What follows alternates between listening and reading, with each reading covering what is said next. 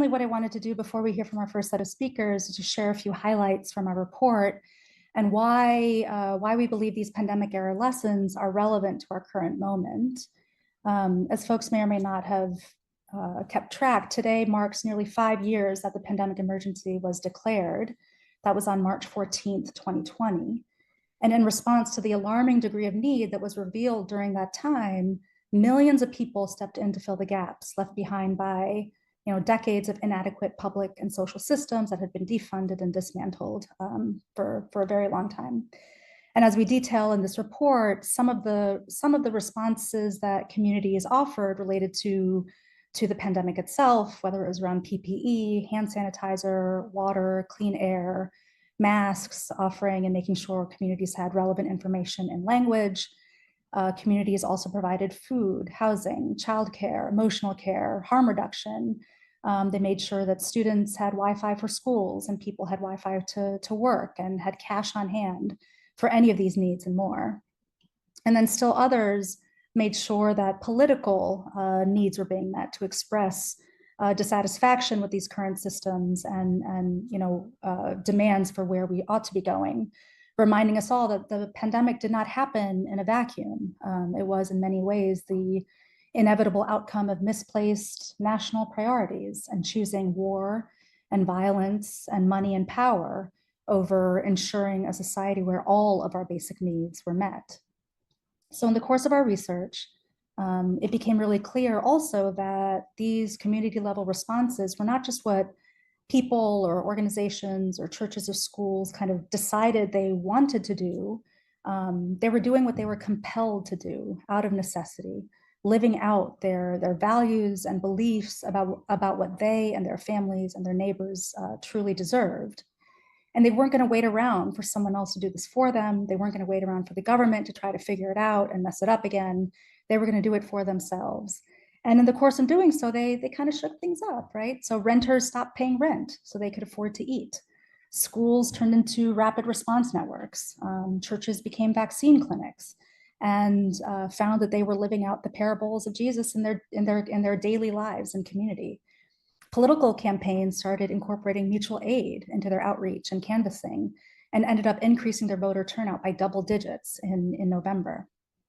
And although our research kind of barely scratched the surface of this wellspring of activity, we could also see, even in these preliminary conversations, the potential of using survival organizing to not just meet these unmet needs, but actually maybe even build a new body politic, one powerful enough to challenge the failures of our existing political system and maybe even push back on this authoritarian movement gaining momentum. And this is why, especially now, when we know that 40% of the country, at least 140 million people, are poor or one emergency away from real crisis, living in every region, state, and county, across race, across party, people who are every day engaged in some level of meeting unmet needs. The lessons in this report may offer some direction for the moment that we're headed towards. And the model that we offer in this report for this kind of organizing, we call it a model for projects of survival.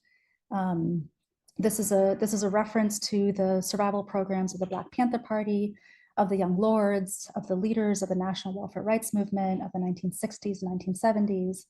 And we'll get into that a little bit later in the program. But I wanted to spend a few minutes just on one of the historic examples that really inspired our analysis of this pandemic activity. We drew a lot of inspiration from the abolitionist movement and the Underground Railroad in particular. And I think we have a map. Jarvis, if you can maybe pull that up. So we have a map of what we imagine, in our imagination of what the Underground Railroad looks like. It's this broad sweep of people, of resources from south to north, these big arrows moving from slavery to freedom. And it was very much that. It was also more than that. It was more than those big arrows. Is the map up? I can't see it. Sorry, yes, I'm pulling it up. Okay, all right. It just helps me, make the case. So so we imagine this as these kind of big arrows moving north to south. But if we kind of peel back the layers of those arrows, if we looked at it more closely, what we might see is a different map that we have that kind of zooms in on the state of Ohio. And what we see in that second map, we see a bunch of individual dots. And those dots, each one of those dots represents a home, a school, a church, a community, taking up these very everyday, this everyday responsibility of meeting these concrete material needs of people seeking freedom. And when they were, oh, so here we go. Here we can see the map. Okay, thank you. So here we can see the map, and each one of these dots represents some kind of that activity. And when they were connected from points A to B to C, they become something greater than individual acts of protest or resistance. What they end up becoming is this vast network of projects of survival. And that really was what the Underground Railroad was doing. It was this vast network of projects of survival, moving, following the first act of enslaved people freeing themselves, and moving these, creating those big arrows from south to north. And that in turn provides the motive force for the abolitionist movement. In other words, that movement is anchored in this survival activity taking place in each of these dots. And when they're connected, that's when they turn into something different. That's when they are politicized and they can power and fuel this movement that eventually changes the whole of society. So I think that's it with the slides. But today, 5 years, into the pandemic, some months into an authoritarian and constitutional crisis and pending economic crisis, there are, tens of millions of people who are living on the edge. And outside of the protests, outside of the litigation efforts, outside of the big actions we might see in our movement ecosystem, there are many, many more people who are gathering in small spaces, in the VA, in their town halls, in libraries, in churches, and community gardens, in schools and encampments. And they're trying to figure out what to do as society falls apart around them. Whether it's through mutual aid, whether it's ministry, whether it's planting another row, whatever they can do, they are doing.